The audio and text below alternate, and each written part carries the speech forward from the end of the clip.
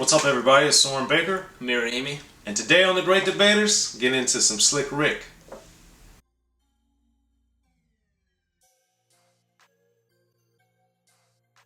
Alright, Amir, we're back on The Great Debaters, but everybody make sure you hit that subscribe button, you like our content, you share it, you talk about it, be about it, each one teach one, and we appreciate your guys' support and helping get Unique Access Entertainment this far. So please hit that subscribe button and please let a friend know so we can get those subscriptions up, and away.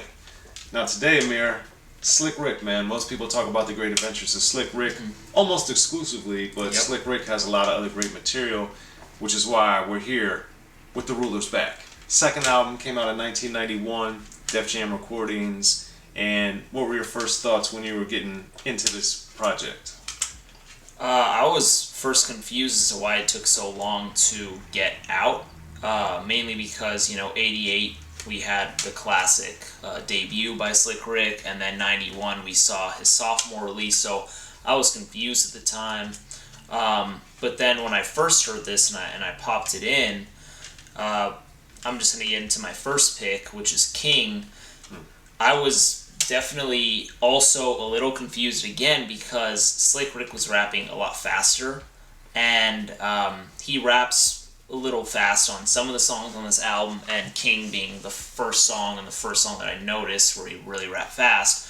And I was drawn to it. I liked it. I mean, it was a little harder to understand Slick Rick because of his accent, and then he was just rapping faster, so I had to, play this song multiple times to, understand what he's saying, blah, blah, blah. But, I liked the beat, and I also liked, Down with the King is one of the most sampled songs in rap history. I mean, just those words, Down with the King, have been... I off the top of my head, I can't even name something that's been sampled as much of that as far as rap lyrics are concerned. I'd really have to sit down and try and think of some other stuff because that is... It's up there. It has That's to be sure. one of the most sampled, and it's still being sampled today because when I'm buying albums today, I still hear that on song. So it's just wild. So shout out to Run-DMC. But King, I liked Slick Rick's pace. I liked his experimentation with it.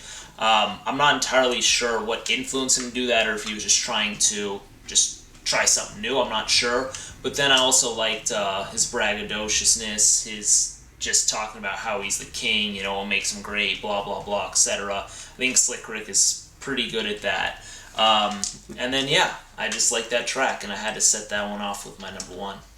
That's also one of my picks, and I think because of the circumstances of making The Ruler's Back might have something to do with this, which is, Slick Rick unfortunately had gotten convicted of murder charge, and then while he was getting ready to go in for his bid, he recorded this album. He recorded a bunch of material, did a bunch of videos in a very concentrated amount of time, and I think that urgency that we get on The Ruler's Back is much more present than the fun lightheartedness that we get on The Great Adventures of Slick Rick. I think because they're made in much different context, much different circumstances, and I think that goes into why The Ruler's Back is the way it is, because it was very under a pressure cooker situation, and it was made to really extend and keep his career alive while he served his sentence, so that when he got out, when he was released, he would be able to kind of step back into his career, hopefully the albums that they had recorded while under this pressure cooker situation would be able to sustain him. And that's why they did the videos and the different things in addition to the albums, so he could keep a presence even though he'd be incarcerated, because this album came out in 91, and this was unprecedented at the time for not only any rapper, but a rapper of the status and the stature and the prominence of Slick Rick. So that's that. And King, in addition to what Amir was saying, what I also liked about King is, of course, the scratching, the up-tempo-ness. I tend to like those songs when I think they're done well, and this one is definitely one of them. And I just feel like it kind of reflects what's going on with Slick Rick. On the one hand, he's the king. On the other hand, he's under a lot of pressure, which I think is the way and the reason the song and much of The Ruler's Back sounds and feels the way that it does. So, what's your second pick, Amir? So my second pick would be Bond. This one, I think, obviously, Slick Rick is one of the most acclaimed storytellers in rap, and in this song he's taking on the persona of James Bond, which I also thought was cool because being from the United Kingdom, Slick Rick, and then James Bond also, not being from the United States, I thought that was cool.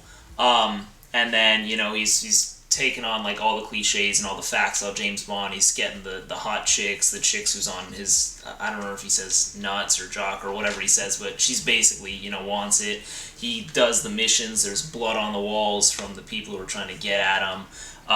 He's in the 535I. He's got the golden gun. Like, he's talking about all the cool, like, attributes and things James Bond's known for. And then he also takes on, like, $20 million after the mission's complete. And I just thought that was cool. And also, I believe on this one, too, he's rapping a little faster than normal. So he's kind of continuing that theme of rapping faster.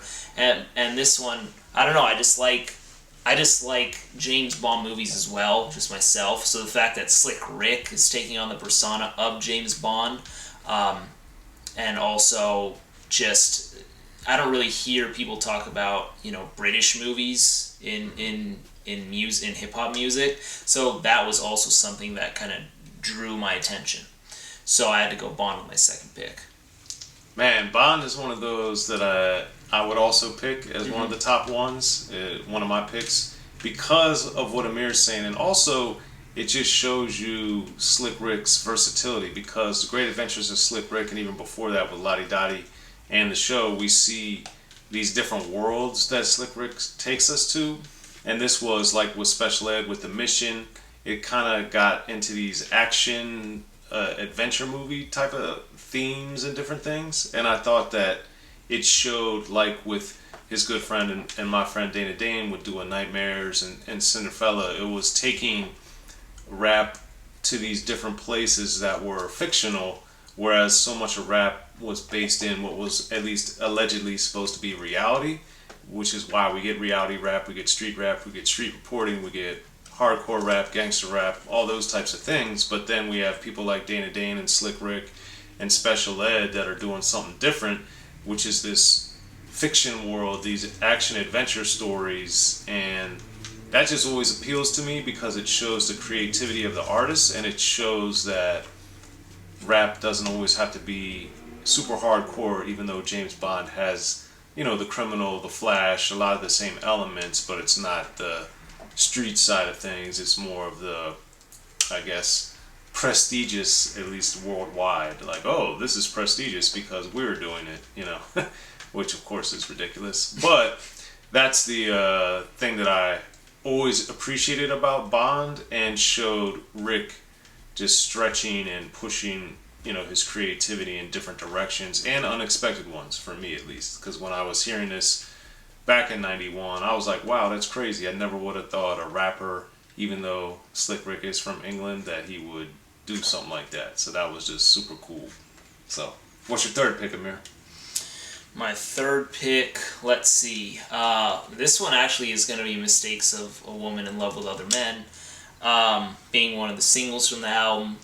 But this song, I think that Slick Rick, he had a few songs like about women or with stories about women in his catalog up to this point already. And this is another one that I think he just does very well on. And it's a girl that in this song, her name's Tamika, and he was feeling her, and he liked her, and then she slipped up and called him by someone else's name, and Slick Rick got suspicious, like, oh shoot, is she cheating on me? Is she playing me? What's she doing? And then he gives her the benefit of the doubt, and then the second and third verse come in, and his concerns ended up becoming real. And she, avoids questions, she shows up to dates late, etc., etc., etc. And then when he ends up asking her if she's cheating, and she ends up saying yeah, then he says, like, he alludes that he wants to commit suicide or whatever, blah, blah, blah. But it's just another tale that, it sounds like a lot of these tales happen to Slick Rick or happen to people that he knew, like, women deceiving him or just problems in the dating life with some people that he may have cared for. So I think that was like it's a very relatable issue for the listeners. Yes. And it can happen to the famous people, it can happen to the rappers, the actors, whoever, just like it can happen to, like, you know, me and you, right? So I thought that was a very relatable story. It was good, and on this one, he didn't rap as fast as he did on my 2 previous picks. But I definitely enjoyed this song. I thought Slick Rick was very well in pocket, and I think it was something that sonically maybe it's not as it wouldn't be on The Great Adventures of Slick Rick, but I think thematically and just the way he rapped, I could have seen it on his debut album. So that's my last pick. So Mistakes of a Woman in Love with Other Men is not one of my picks, but I do really appreciate and enjoy the song for the reasons that you mentioned, which tie into my next pick and my third and final pick, because The Ruler's Back, unlike The Great Adventures of Slick Rick, these are the great adventures. And The Ruler's Back, as I mentioned earlier, was recorded under this shroud of disappointment, impending incarceration, and all these different things that Slick Rick was going through, which certainly cast a dark cloud over the album. But I think it also shows the diametrically opposed position that Slick Rick took in his storytelling on The Ruler's Back. On The Great Adventures of Slick Rick, everything is more, he's in control, other than notably The Moment I Feared, of course.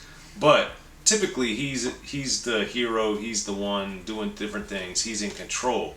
Whereas on The Ruler's Back, it's a lot of fear, it's a lot of paranoia, it's a lot of disappointment, which leads nicely into my third pick, in addition to Amir's third pick. But my third pick is I Should Have Done It. And that one I love. Of course, it has scratching, and I like the beat and the feel of the song, but then it's also one of these early examples of regret in a rap song, where he's really saying the mistakes that he made, and he was doing these things he shouldn't have done, like being too pushy and persistent on the woman, and you know how that leads the story to unfold in the way that it does. And just from a creative evolutionary standpoint, I really enjoyed it, because it was one of these early examples of not only looking at something again outside of the quote-unquote street level, but then on top of that saying, I made mistakes, I'm doing these wrong things as it pertains to the relationship I'm in, and that leads to, you know, bad situations. So anyway, those are my 3 picks. You guys got Amir's 3 picks. As always, please hit that subscribe button. Tell your friends about Unique Access, and then tell us what your guys' top 3 picks are on The Ruler's Back. I'm Soren Baker. Amir, Rahimi. The Great Debaters, y'all.